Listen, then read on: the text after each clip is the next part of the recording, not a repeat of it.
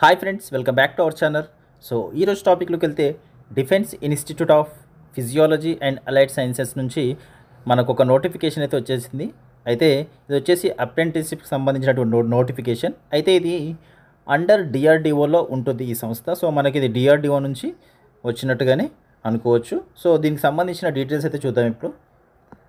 So ఇక్కడ వచ్చేసి మనకు గ్రాడ్యుయేట్ అప్రెంటిస్, అలాగే డిప్లొమా అప్రెంటిస్, అలాగే ట్రేడ్ అప్రెంటిస్ అంటే ప్రతి ఒక్కరికి వేకెన్సీస్ అయితే ఉన్నాయి.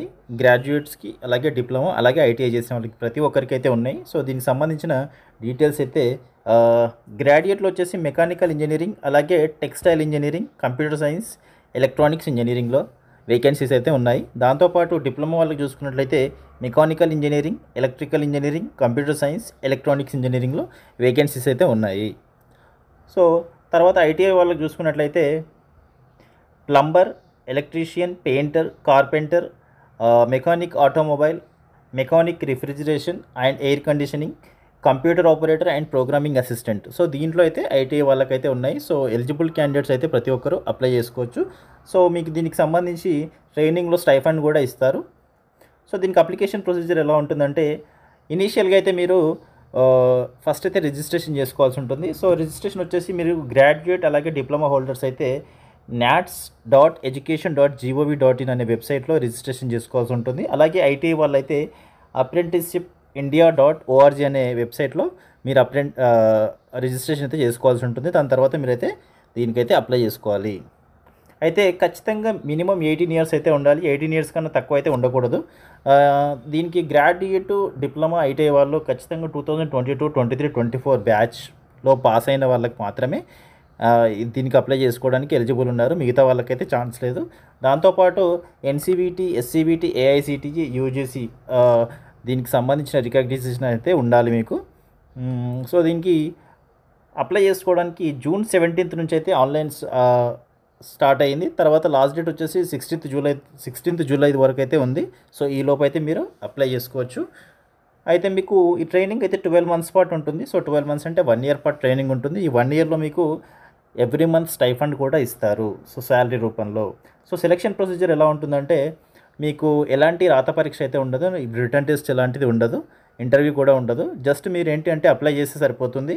మీకు క్వాలిఫైయింగ్ ఎగ్జామ్లో వచ్చినటువంటి మార్క్స్ని బేస్ చేసుకొని ఈ సెలక్షన్ ప్రాసెస్ అనేది జరుగుతుంది. కాబట్టి జస్ట్ అప్లై చేస్తే సరిపోతుంది.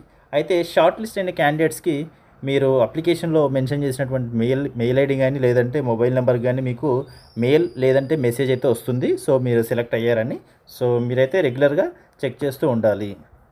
అయితే మీరు ఆఫ్టర్ సెలెక్షన్ అయిన తర్వాత మీకు డాక్యుమెంట్ వెరిఫికేషన్ అనేది ఉంటుంది జాయినింగ్ టైంలో.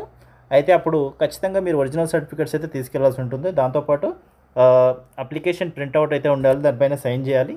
అలాగే 10th క్లాస్ మార్క్ షీట్, తర్వాత graduation, diploma, ITI final mark sheet లేదంటే ప్రొవిజనల్, దాంతోపాటు అన్ని సర్టిఫికేట్స్ అయితే ఉండాలి. తర్వాత క్యాస్ట్ సర్టిఫికేట్ ఉంటే క్యాస్ట్, అలాగే పీడబ్ల్యూడీ సర్టిఫికేట్ ఉంటే పీడబ్ల్యూడీ, ఇంకా గవర్నమెంట్ ఐడి ప్రూఫ్ అయితే ఉండాలి. పాన్ కార్డు కానీ, ఓటర్ ఐడి కానీ, డ్రైవింగ్ లైసెన్స్ కానీ ఏదైనా ఒకటి. దాంతోపాటు ఆధార్ కార్డ్ అయితే మ్యాండేటరీగా తీసుకెళ్లాల్సి ఉంటుంది. సో ఇంకా చూసుకున్నట్లయితే బ్యాంక్ పాస్బుక్ అయితే ఖచ్చితంగా ఉండాలి. అది కూడా ఆధార్ కార్డ్ లింక్ అయితే ఉండాలి. ఎందుకంటే మీకు స్టైఫండ్ ఇస్తారు ఎవ్రీ మంత్ కాబట్టి బ్యాంక్ అకౌంట్ బుక్ అయితే ఖచ్చితంగా తీసుకెళ్లాల్సి ఉంటుంది. దాని తర్వాత మెడికల్ ఫిట్నెస్ సర్టిఫికేట్ కూడా ఉండాలి. 2 passport size photos, latest photos అయితే దిగి ఉండాల్సి ఉంటుంది. ఇంకొకటి ఏంటి అంటే పోలీస్ వెరిఫికేషన్ సర్టిఫికేట్ అయితే అడుగుతారు at the time of joining. So ఖచ్చితంగా మీరు ముందే తీసుకొని పెట్టుకోవాల్సి ఉంటుంది.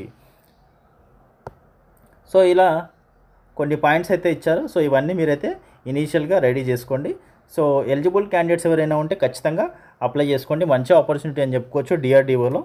సో తప్పకుండా అప్లై చేసుకునే ప్రయత్నం అయితే చేయండి. సో ఐ హోప్ ఇన్ఫర్మేషన్ అయితే మీకు ఖచ్చితంగా యూస్ఫుల్ అవుతుంది అనుకుంటున్నాను. వీడియో కనుక నచ్చితే వీడియోని లైక్ చేసి షేర్ చేయండి. అలాగే మన ఛానల్ని తప్పకుండా సబ్స్క్రైబ్ చేసుకోండి. And thank you so much for watching this video.